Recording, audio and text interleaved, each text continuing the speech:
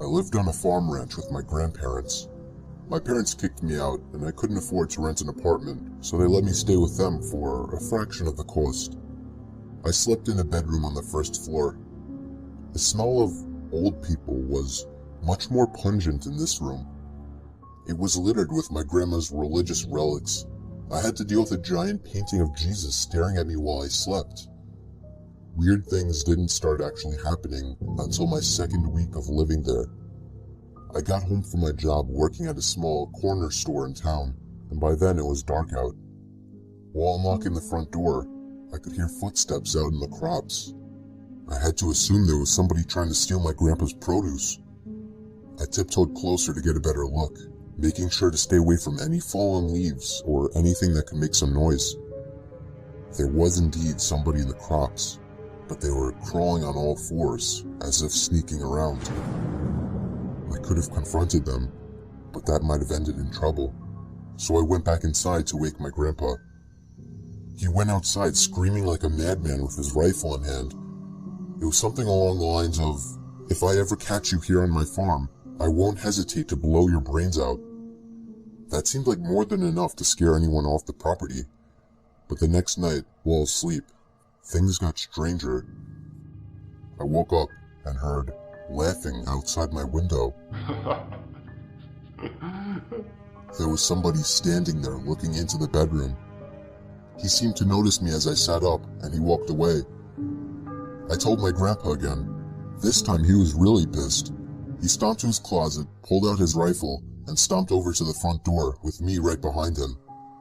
This time when he opened the door, something immediately grabbed a hold of his leg, causing him to trip. I jumped onto the hostile, taking him down easily as he was already in a crouched position. My grandpa managed to get up, grabbing his gun and pointing it at the guy.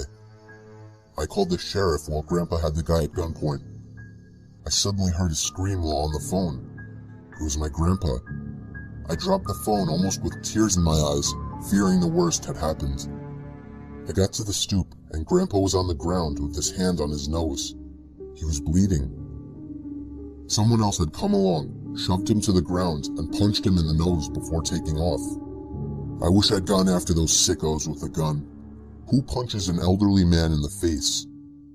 In the end, the sheriff arrived for nothing, and my grandpa installed a camera system aimed towards the crops. Last month I got home late one night after hanging out with my sister, brother-in-law, and a few of their friends. I walked up to the stoop and saw my mom left a note on the door telling me to take out the garbage cans to the front. I made a point of being really quiet since mostly everyone was asleep by that time. When I got to the side of our house by the garbage cans, I could hear voices coming from our backyard. I took a peek over the top of the fence. There were two people standing by our patio table. I was freaked out. You could understand why. I had to run inside to tell my mom. My dad doesn't live with us, otherwise I would have gotten him. We only made it out her bedroom door when we noticed the two people from the backyard coming up the steps. I shoved my mom to the window, basically forcing her to jump out onto the tiny ledge below. I somehow got her to do so, and while hopping out myself, the two intruders entered the room. I only caught the briefest glimpse of them before hopping down to the ledge myself and then down to the grass. Me and my mom booked it to the neighbor's house. 2 weeks later, when we had just started to move past the incident, the sound of the phone ringing at 3 a.m. woke me. It kept ringing non-stop. It didn't go to voicemail. My mom got up after like the 10th ring. We looked at each other and let it be. The phone rang for another good 10 minutes straight, until my mom finally yanked the phone cord out of the modem. We slept with it off that night. I was sure it had something to do with the break-in. Two weird things like that don't happen so close together without them being linked somehow. The next day, my mom got a text message on her phone. It said, "Why didn't you pick up?" This was only a week ago, and we're still shitting ourselves, worrying when the next incident might happen. A 14-year-old girl was asleep in her room on a school night when she apparently woke and remembered that she had homework due the next day that she didn't even start. She flicked her light on and began to work on it. The clock read exactly 1:15 a.m. Over the sound of pencil lead pushing onto the paper, there were faint noises coming from inside the walls. She stopped writing, and the sounds became more clear. It was as if something was being pushed from inside the walls. There was a storage space right next to her bed, with a big square door that comes off the wall to enter. The girl started screaming for her mom, and the noises suddenly became exaggerated, as if something were running in there. The door to the wall popped off, and a figure emerged. The girl's mother and father could hear the screams even through 3 closed doors. When the girl's father came to the room, he found a tall and overweight white man covering the girl's mouth with his hand. The fight was over in a matter of seconds, with a few good punches to the man's gut. 2 pairs of the girl's underwear were found in the man's pocket before he was arrested. Me and my wife were spending the night together in Cedar Beach.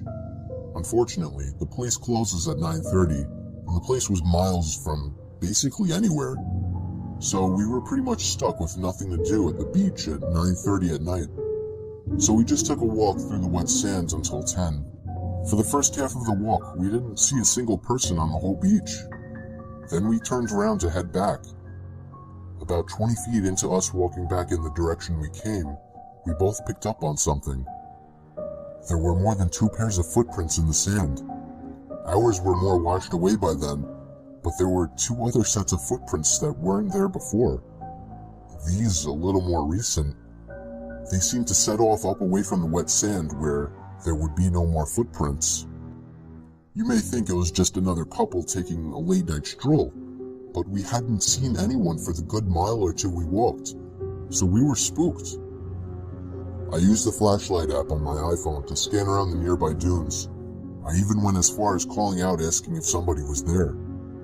I told my wife to wait there while I headed over to the garbage pails. It seemed like the only place somebody could be hiding. It was clear. I shined the light further down, revealing a tunnel that probably led to a parking lot. I moved closer until I could actually see a little into the tunnel, and as soon as I could, I shut the light off. There were 2 things in there. I don't even know if I should call them humans, because from what I saw, they looked like hunched, naked creatures huddled in there. They had skin to match that of a medium dark-skinned Caucasian, but with much more flaky, wrinkly skin. I didn't mutter a word. I just stomped through the sand to my wife, pulling her with me as we ran back in the direction of the car. We made it back to the car in about 5 minutes, completely out of breath. We got in the car, and I finally explained what I saw to my wife. She looked at me like I was crazy, and she still does. But can you blame her? I'm sure you're not even taking this seriously. I reported my sighting to the proper authorities the following day, and have been coming back to the beach at night once a week to try and find the creatures once more. I work as a night janitor at the local high school. I would 95% of the time be the only one working the night shift because there wasn't really a need for more than one. I always start with the downstairs classrooms and work my way up to the upstairs classrooms. The cafeteria, gym, auditorium, nurse's office, those were all responsibilities of the morning and afternoon guys. So since I was always alone, I would commonly have a bunch of radios sitting around the hallways playing loud music, like I did this one night. The upstairs of the school was shaped like a U rather than an O, so to go around to the other side, there was only one way. I was mopping the floor in one of the social studies classrooms when I noticed from all the way across the other side of the school, the lights to one of the classrooms turned on. I don't mean it was left on. I always shut the lights to every room I wasn't in. I mean the lights turned on. I stood there with chills running through my body. There was somebody walking over to the window. They stopped and stared straight over to me through the window. It was the most disturbing thing I had ever witnessed. I didn't know what to do. Confront them? Run away? Call the police? I got closer to the window. It was somebody who looked like they were in their 30s or 40s. He had black hair and I could see a lot of facial hair. He raised his hand and began slowly waving at me. I pulled the blinds to the room shut and tried to catch my breath. Tried to sort out my options.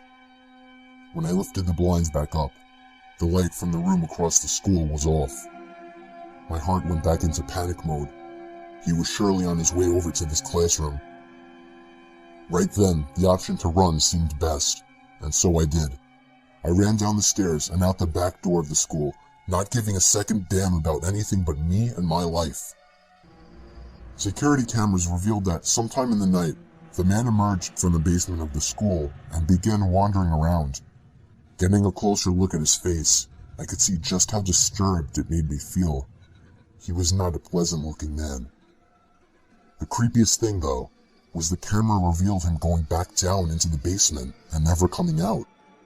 He was never found down there, though, which makes me question if there's some hidden rooms or exits down there. Lately, doing this job has never been more terrifying.